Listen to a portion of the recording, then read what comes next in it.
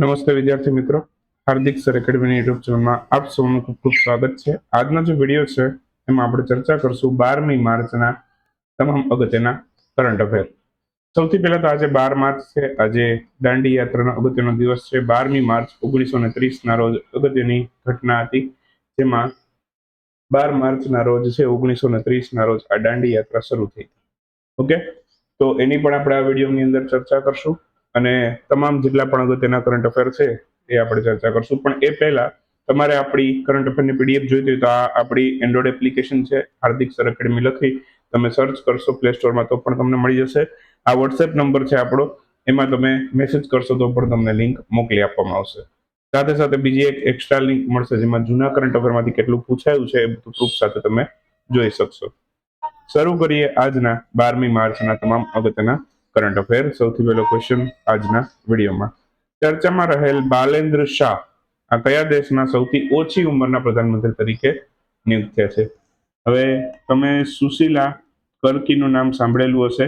Okay, એ નેપાળના કાર્યકારી પ્રધાનમંત્રી બન્યા હતા। એમના પછી હમણાં ચૂંટણી થઈ તેમાં બાલેન્દ્ર શાહ આ નેપાળના નવા પીએમ બન્યા છે અને સૌથી ઓછી ઉંમરના પ્રધાનમંત્રી બન્યા છે। તો ઓપ્શન બી આપણો જવાબ બનશે અહીંયા। તો નેપાળની રાજધાની કાઠમાંડુ છે। ઓકે, એ બધું આપણે ચર્ચા નહીં કરીએ। ઓકે, પણ નેપાળ છે બરાબર, ત્યાં સૌથી ઓછી ઉંમરના પ્રધાનમંત્રી બન્યા બાલેન્દ્ર શાહ। એમને જરૂર યાદ રાખશું। એમની પાર્ટીને પણ યાદ રાખી લેજો, રાષ્ટ્રીય સ્વતંત્ર પાર્ટી એમની પાર્ટીનું નામ છે। ઓકે, અને નેપાળમાં હમણાં જ જેનઝેડે પ્રોટેસ્ટ કર્યો હતો, જેમાં સુશીલા કર્કી નેપાળના કાર્યકારી પ્રધાનમંત્રી બનેલા હતા। ઓકે, ત્યાં સુધી આપણને બધાને ખબર છે સુશીલા કર્કી સુધી। ત્યારબાદ હમણાં ઇલેક્શન થયા તો બાલેન્દ્ર શાહ છે નવા અને સૌથી ઓછી ઉંમરના પ્રધાનમંત્રી બન્યા છે। એમની પાર્ટી છે રાષ્ટ્રીય સ્વતંત્ર પાર્ટી। કયા સમુદાયના છે?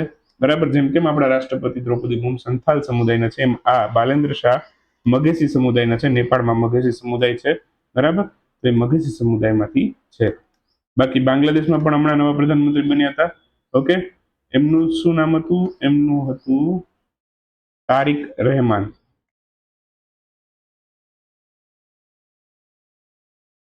ક્લિયર? તો એમને પણ યાદ રાખી લેજો। ક્લિયર? ચાલો, એના પછી નેક્સ્ટ ક્વેશ્ચન છે ઓકે, એ છે દ્વિવાર્ષિક આર્કટિક મિલિટરી એક્સરસાઇઝ નું નામ છે કોલ્ડ રિસ્પોન્સ। આ કોલ્ડ રિસ્પોન્સ નામની એક્સરસાઇઝ જે છે, ઓકે, એમનું આયોજન કોણે કર્યું છે? તો કોલ્ડ રિસ્પોન્સ નામની એક્સરસાઇઝ હમણાં જ નાટોએ આયોજન કરી હતી।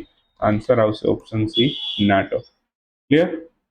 તો હાલમાં જ છે દ્વિવાર્ષિક આર્કટિક મિલિટરી એક્સરસાઇઝ છે કોલ્ડ રિસ્પોન્સ, એનું આયોજન નાટો દ્વારા કરવામાં આવ્યું છે। 9 થી લઈ 19 માર્ચ સુધી આ કોલ્ડ રિસ્પોન્સ એક્સરસાઇઝ ચાલી।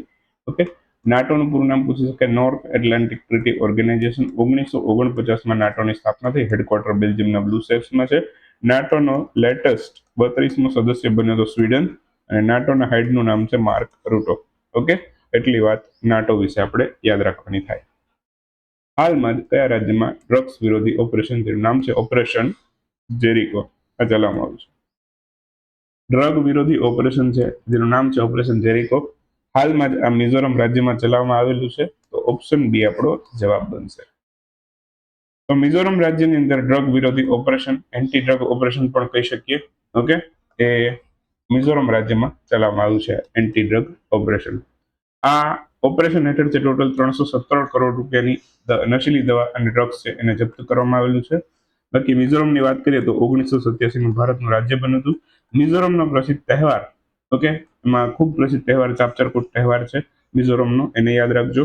રાજધાની મિઝોરમની એઝવાલ છે। મિઝોરમને કયા દેશોની સરહદ અડે છે?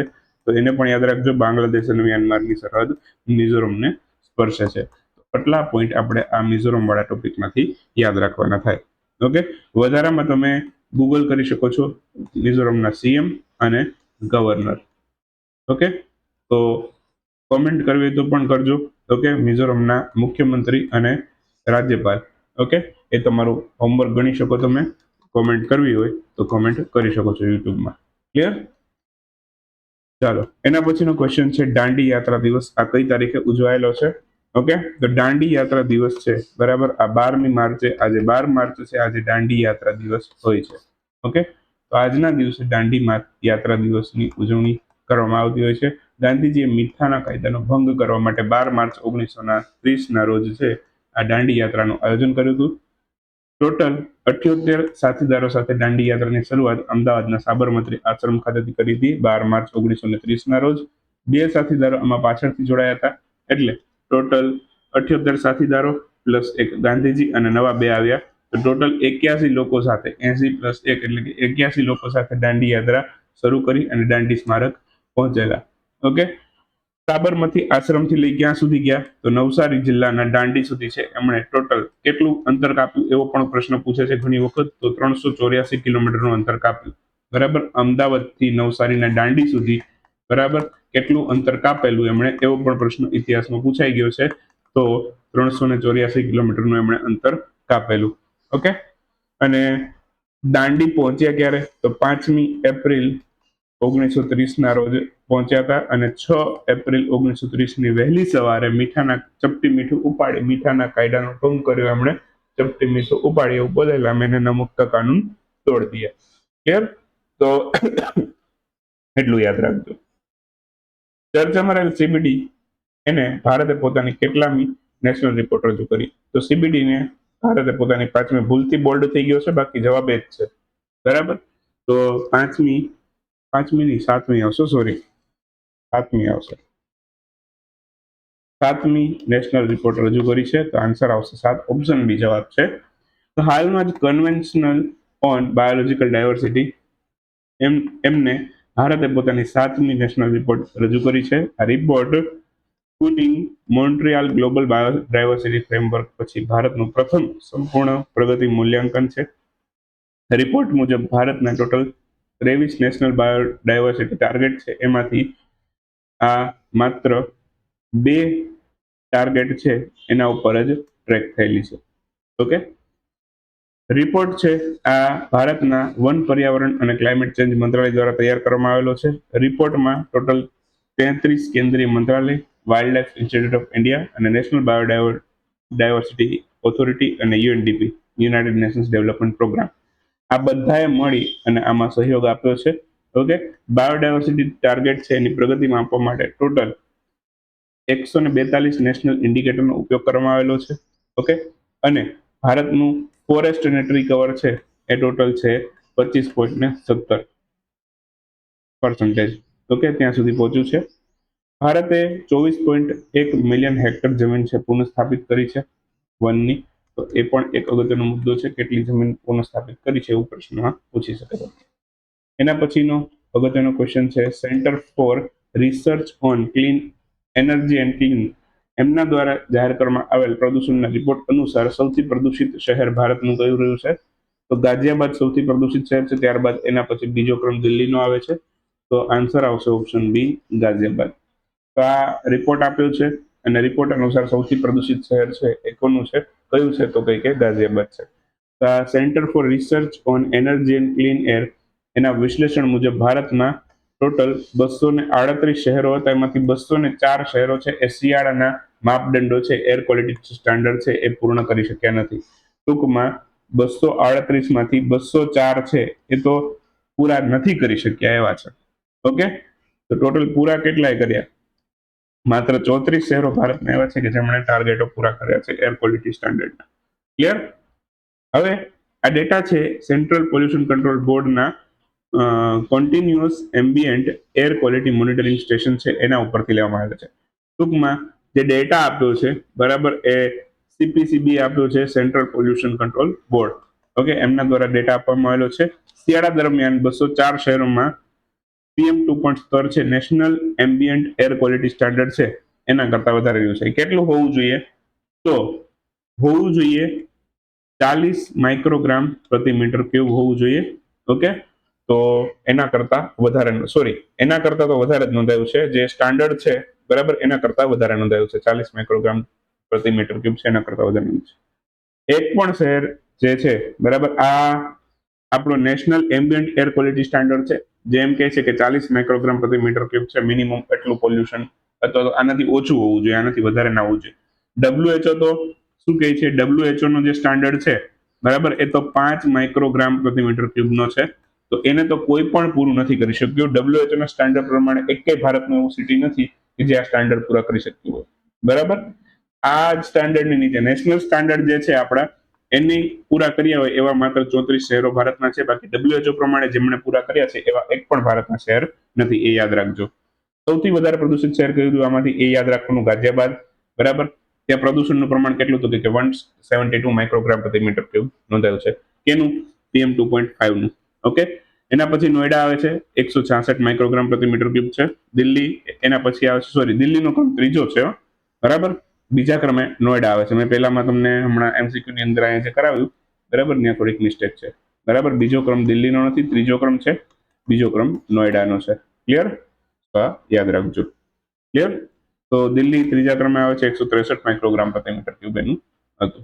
ઓકે, તો મોટા આર્થિક શહેરોમાં દિલ્હી, કોલકાતા, મુંબઈ, ચેન્નાઈ, બરાબર, આ બધામાં જે PM 2.5 જે છે એની રાષ્ટ્રીય મર્યાદા કરતા એનું જે પ્રમાણ છે એ વધારે જ રહ્યું છે. 40 માઇક્રોગ્રામથી બધામાં વધારે છે, તમે જોઈ શકો છો.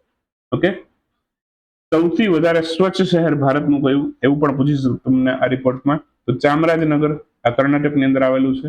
સૌથી સ્વચ્છ શહેર રહ્યું છે. PM 2.5 નું પ્રમાણ 19 માઇક્રોગ્રામ પ્રતિ મીટર ક્યુબ રહેલું છે. ક્લિયર? બેંગ્લોર છે, બેંગ્લોરમાં 39 માઇક્રોગ્રામ પ્રતિ મીટર ક્યુબ હતું. બરાબર, તો આ જે નેશનલ સ્ટાન્ડર્ડ છે એના કરતાં થોડુંક જ ઓછું ગણાય. ઓકે, અને ભારતના 10 સૌથી સ્વચ્છ શહેરોમાંથી 8 તો કર્ણાટકના જ હતા, એક મધ્યપ્રદેશનું, એક મેઘાલયનું હતું. ક્લિયર? તો આ બધા પોઈન્ટ છે, પરીક્ષામાં ઉપયોગી બનશે. આમાંથી સૌથી સ્વચ્છ કયું, સૌથી પ્રદૂષિત કયું, એવા આંકડા યાદ રાખો. પ્રદૂષણનું પ્રમાણ કેટલું હોવું જોઈએ નેશનલ સ્ટાન્ડર્ડ પ્રમાણે, એ યાદ રાખો. WHO પ્રમાણે સ્ટાન્ડર્ડ યાદ રાખો. આવા બધા પ્રશ્નો તમને પરીક્ષામાં પૂછી શકે છે. ક્લિયર? હાલમાં જ ભારત અને કયા દેશ વચ્ચે 7મી જોઈન્ટ CEPA બેઠક યોજાઈ? ભારત જાપાન વચ્ચે યોજાય છે 7મી CEPA બેઠક. ઓકે, તો ભારત અને જાપાનના કોમ્પ્રિહેન્સિવ ઇકોનોમિક પાર્ટનરશિપ છે એ એગ્રીમેન્ટ હેઠળ 7મી જોઈન્ટ કમિટી મીટિંગ છે હાલમાં જ યોજાઈ. દ્વિપક્ષીય વેપાર, રોકાણ, બિઝનેસ એન્વાયરમેન્ટમાં સુધારા અંગે આ બેઠકમાં ચર્ચા થઈ. WTO ની 14મી મિનિસ્ટરિયલ કોન્ફરન્સ છે, બરાબર, આ કેમરૂનમાં થવાની છે, તો એના અંગે પણ ચર્ચા થઈ છે. ઓકે, ભારત જાપાને CEPA એગ્રીમેન્ટ સાઇન ક્યારે કર્યા? તો કે 2011માં સાઇન કર્યા હતા.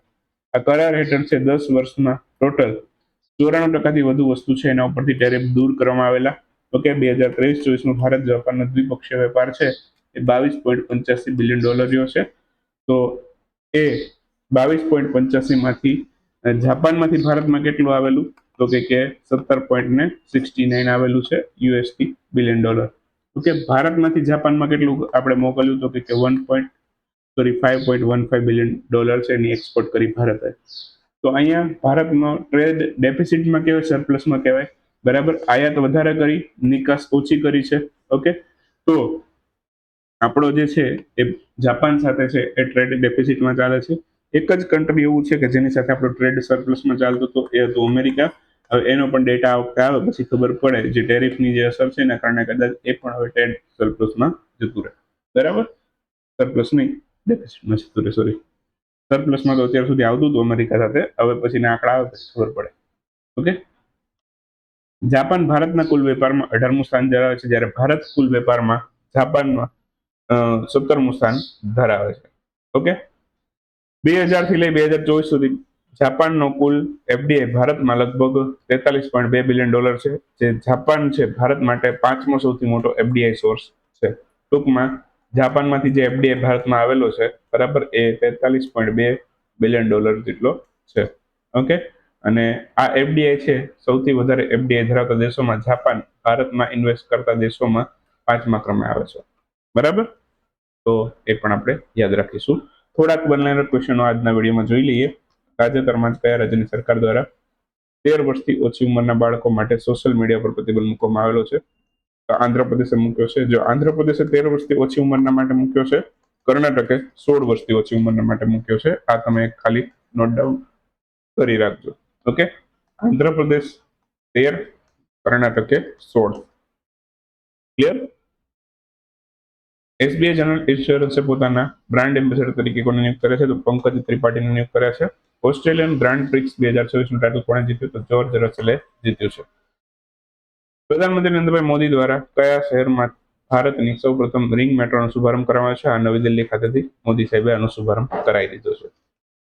હાલમાં જ ભારતમાં એક કાર્યાત્મક પરમાણુ ઉર્જા સંયંત્રની સૌપ્રથમ મહિલા મુખ્ય અધિક્ષક કોણ બન્યું છે? તો ભારતની અંદર એક કાર્યાત્મક પરમાણુ ઉર્જા સંયંત્રની સૌથી પહેલી મહિલા મુખ્ય અધિક્ષક છે એ RM નચમ્મઈ બન્યા છે. RM નચમ્મઈ નામ યાદ રાખજો. હાલમાં કયા રાજ્યની સરકાર દ્વારા 20 લાખથી વધુ ગ્રામીણ ઘરો છે ત્યાં સુધી હાઈ સ્પીડ ઇન્ટરનેટ પહોંચાડવાની જાહેરાત કરવામાં આવી છે? તો 20 લાખ ગ્રામીણ ઘરોમાં high speed internet Uttar Pradesh સરકાર પહોંચાડશે. એના માટે જે પ્રોજેક્ટનું નામ રાખ્યું છે એનું નામ છે પ્રોજેક્ટ ગંગા. ગેરી કાર્સ્ટન ઓકે એમને કયા દેશની પુરુષ ક્રિકેટ ટીમના મુખ્ય કોચ તરીકે નિયુક્ત કરવામાં આવે છે? એ શ્રીલંકાની ક્રિકેટ ટીમના મુખ્ય કોચ બનેલા છે. પ્રતિષ્ઠિત NTR ફિલ્મ રાષ્ટ્રીય ફિલ્મ પુરસ્કાર કોને પ્રદાન કરવામાં આવે છે? તો ચિરંજીવી નામના એક્ટર છે એમને આ પ્રદાન કર્યો છે. મોજતબા ખામેનેઈ આ કયા દેશના સર્વોચ્ચ નેતા તરીકે હાલમાં નિયુક્ત થયા છે? તો આ ઈરાનના સર્વોચ્ચ નેતા તરીકે હમણાં જ નિયુક્ત થયેલા છે. તો બસ આ સાથે 12મી માર્ચનો વિડીયો છે એ આપણે સમાપ્ત કરશું. મળશું 13મી માર્ચના વિડીયોમાં. આજે એકચ્યુઅલમાં 13 માર્ચ છે, અત્યારે હું 12મી માર્ચનો મોર્નિંગમાં અપલોડ કરું છું. 13 માર્ચનો લગભગ આજે નાઇટ સુધીમાં તૈયાર થઈ જશે. પણ જેવો હું તમને પ્રોમિસ આપું છું ને ત્યારે મારે કદાચ એવું કંઈક બની જાય કે હું એ દિવસે મારો પ્રોમિસ પૂરો નથી કરી શકતો, એટલે હું આજે કાંઈ પ્રોમિસ નથી આપતો કે હું તમારો વિડીયો આજે રાત સુધીમાં લેતો આવીશ. બરાબર? ચાલો, ટૂંકમાં જ્યારે પ્રોમિસ આપું છું ત્યારે ખબર નહીં અચાનક જ એવા કંઈક બનાવો બની જાય છે કે હું મારા પ્રોમિસ પૂરા નથી કરી શકતો, એટલે હું પ્રોમિસ કશું આપતો નથી. રાત સુધીમાં આવે તો વેઇટ કરજો. બરાબર? ચાલો, તો આ સાથે જ અહીંયા સમાપ્ત કરીએ.